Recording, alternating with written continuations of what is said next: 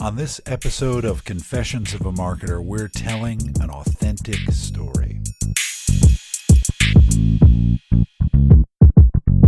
Welcome back to Confessions of a Marketer. I'm Mark Reed Edwards. We have Matt Solari, Creative Director at BRC Imagination Arts, here to talk about telling an authentic story. We'll get to that chat shortly. In the weeks ahead, Peter Horst will be on to discuss marketing in the age of fake news. And next week, Duncan Chappell will be back here to discuss PR agencies and how they can boost analyst relations. Lots more in store, so do stay tuned. On to Matt Solari. We're all about authenticity these days. We started the season with Beth Comstock and her honest stories about her life and career. We talked about empathy with Scott Monty last week, and we hit on it a lot in the early episodes of Confessions of a Marketer, so we're continuing that theme today. Matt is Creative Director at BRC Imagination Arts, a leading experience design and production agency.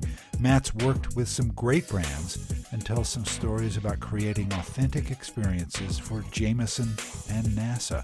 Let's get to it. Matt Solari, it's great to have you on the podcast. Welcome to Confessions of a Marketer. Thank you for having me. So there's an old saying that goes, authenticity is the thing. Once you've got that faked, you're all set. What is the secret to telling authentic stories? Oh, that's a good question. First, let me start off by giving you a little idea of who we are and what we do and why authenticity is important to the work that we do in telling stories. So I work with BRC Imagination Arts, and we're an experience design agency, and we create emotionally transformative experiences that connect people to brands or culture institutions or stories.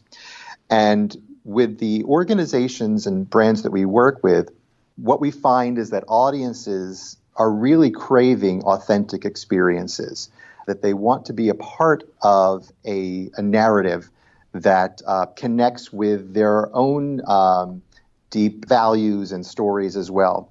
And that's why I think that authenticity is so important. One of the things that we have pioneered over the past several years, this idea of like when we're working with brands, this idea of a brand home. Mm-hmm.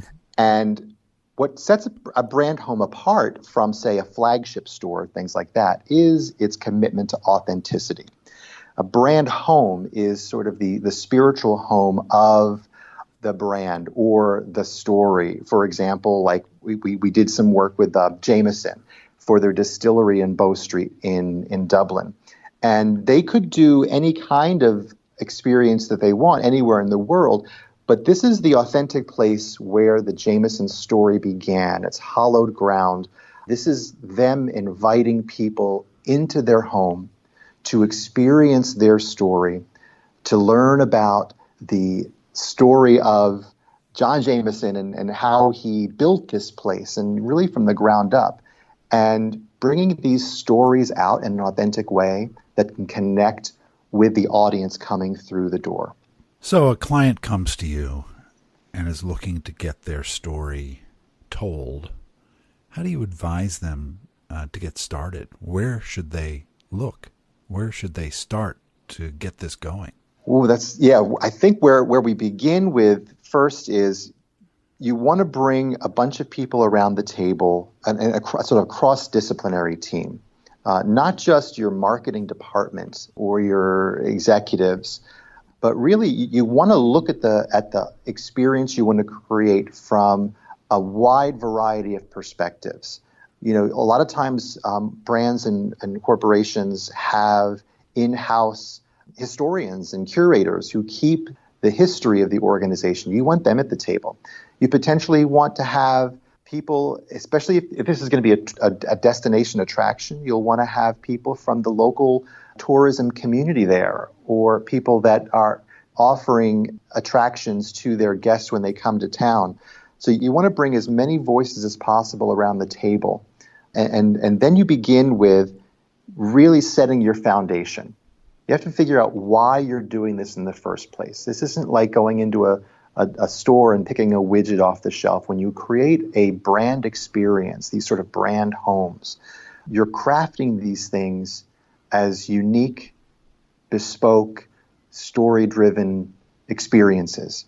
So you want to figure out why you're doing it. What is it, Yogi Berra that says, if you don't know where you're going, you're liable to end up someplace else. So, so you figure out as a group, what are your KPIs from a business perspective that you want to achieve? Does this thing need to make money? You also want to figure out predominantly what is the effect that you want to have on your audience? What is the change you want to bring about in your audience? Is it fostering a deeper emotional connection with the brand itself, but in an authentic way, right? Not just I like to buy this product, but that they really deeply identify with the story and heritage of the brand, and it reflects their values as well. And once you're figuring those things out, really sets the foundation for the entire project. They become the foundation that you build everything on. And the North Star that if you start to lose your way as you go through this process, you always go back to those foundational ideas and your objectives and bring you back to where you need to go. Do you find that there's a disconnect often between the reality of the authentic story and the aspiration or what they think they are? Oh, yes, absolutely. Some brands are better at this than others, and we go into each situation completely agnostic. We really we try to listen and hear what they have to say. But oftentimes what you get is they have a lot of things they want to say, and what they really need to be engaging in is a two-way conversation with their guests. We have a saying that a need to tell on your part does not equal a need to hear on my part. Yeah. So you got to, you got to really be humble when you're going into this, because it's really at the end of the day about your guest. This is a hospitality experience.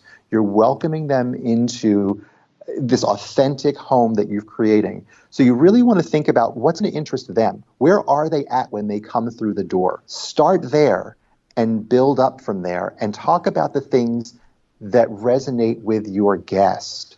And the rest will follow, because the idea here is to light a fire, not to fill a bucket, right? Yeah. And so that's where the dissonance question comes in.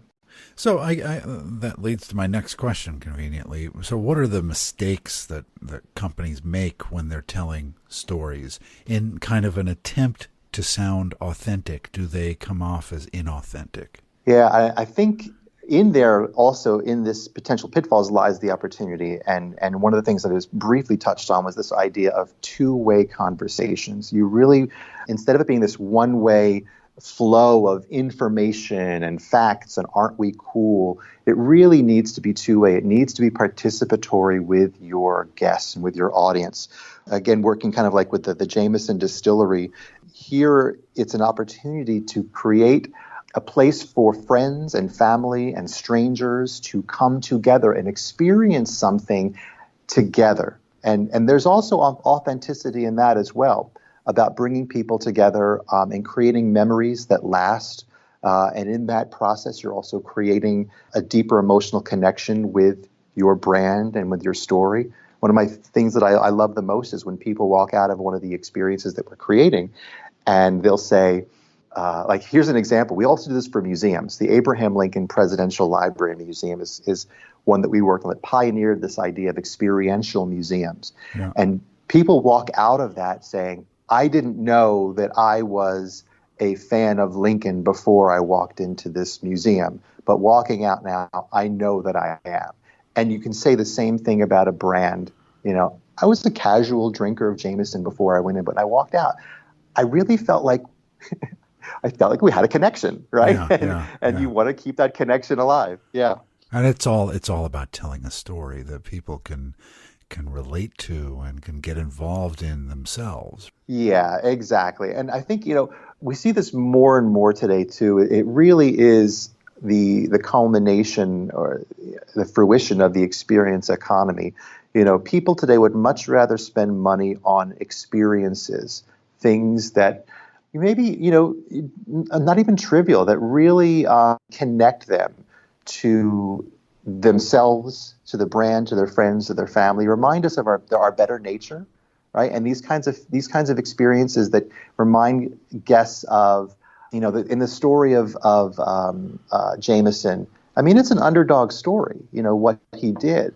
And that resonates with a lot of people who are trying to find their way and have an idea that they're trying to get off the ground. And there's power in almost every brand has a story like that. Right. And if you can bring that out and connect it with your guests and say, hey, look, we started just like you. We had an idea as well. And look where we are today. We want to share this with you. And there's real power in that. When you're telling a story, whether you're, doing it on a phone call or you're doing it in an exhibit at, something like the Jameson story you were talking about, does it all come down to having empathy for the guest or the person who's doing the experiencing? In a way, I would actually refine that and say, you've heard me talk repeatedly about this idea of connection. Yeah. And I would say it really comes down to even more so than empathy is about connecting.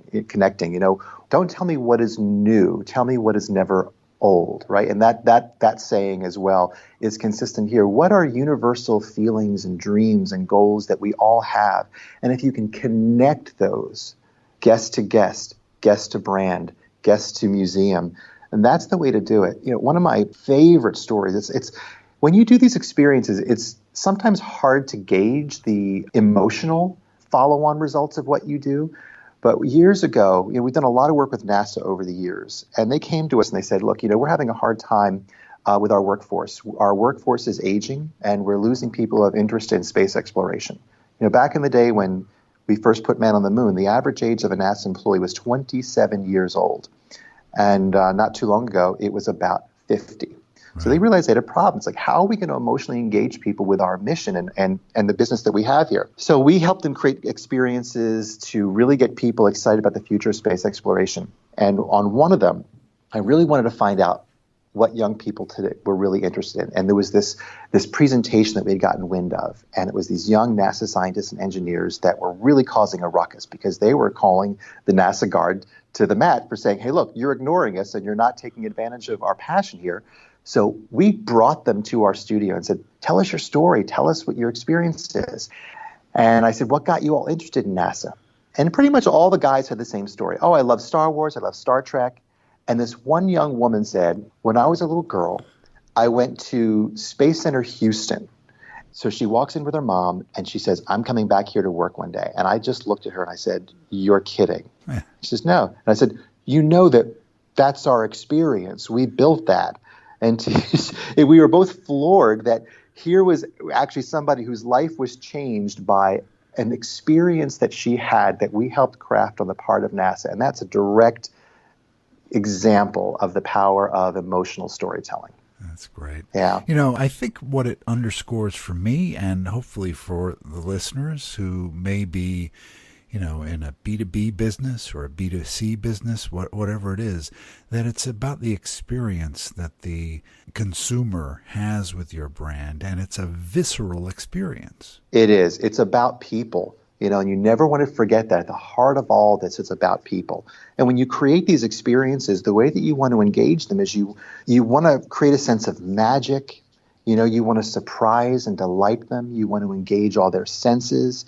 You want to give them exceptional hospitality because really at the end of the day, you're saying, this is for you, and it works like a charm. It's when that would create an exceptional experience versus one that is, like we were talking about, one that's more one-sided. Right. The brand wants to tell you something, but really, begins with people-centered stories, hospitality, a sense of magic and delight and wonder, and emotional engagement. You talked about NASA and Jameson. Do you have any other stories or case studies of clients you've worked with and helped become more authentic? Yeah, we have lots of them. There's two really interesting examples. One of them has to do with a museum, and one is with a brand. And I almost don't put a distinction between the two because in today's day and age, museums need to function like entrepreneurs and like brands as well. They have a story to tell, and they need to blast through all the clutter out there. One of them is my favorite. Is we've been hired by the Barnum Museum in Bridgeport, Connecticut. Now, P.T. Barnum is a misunderstood icon of America. He invented the idea of modern marketing and PR. Sure. He invented modern entertainment. He invented the modern museum. and he was a community benefactor and father. He believed in giving back. And before he died, he had designed his last building, which is where the museum exists in Bridgeport. They were hit by a tornado and hurricanes, and they kind of got knocked out of business. So the museum director said, let's take advantage of this opportunity, like Barnum would, to turn a disaster into an opportunity here. So really, it's an opportunity to tell the story of an American icon, and we're revisioning this with them right now to turn what was a traditional museum into an experience. I mean, and all we have to do is ask, what would Barnum do? And that kind of gives us all the fuel that we need to bring entertainment and hospitality to this. And the second will be with Ford. We do a lot of work with Ford as well. And they wanted to do an experience around their F-150 truck, right? So we created this experience at the Ford Rouge factory in Dearborn, Michigan, that combines, begins with this idea of they go out asking their customers what they want, what are some of the innovations they'd love to see. And then we get to see that all being laid into this really dynamic theatrical experience that basically says, yeah, we listen to you. This is for you. And then out comes this really magical experience and the new F-150 truck. And it's a wonderful experience. Those are two right there that I just love. That's wonderful, Matthew. This has been a great discussion, and it's really kind of eye-opening about how experiences can be transformed by authenticity, by telling your real story. And every brand has a story to tell. You just got to find it. Well, thanks very much for being on Confessions of a Marketer. It was a really fun chat. I appreciate it. My pleasure. Thanks for having me. Thanks to Matt for being here. It's all about authenticity, really, isn't it? Next week, Duncan Chappell is back with us to talk about how PR agencies can boost analyst relations. And in 2 weeks, Peter Horst will be in to talk about marketing in the fake news era. Both of these episodes are in the can, and they're really fascinating discussions. I hope you can join us. So stay tuned for that and more right here on Confessions of a Marketer. This episode of Confessions of a Marketer was written, produced, and edited by yours truly. T. Jordan of A-Class Productions wrote the theme music. Confessions of a Marketer is a trademark of Reed Edwards Global Inc., and this episode is copyright 2018. I'm Mark Reed Edwards. See you next time.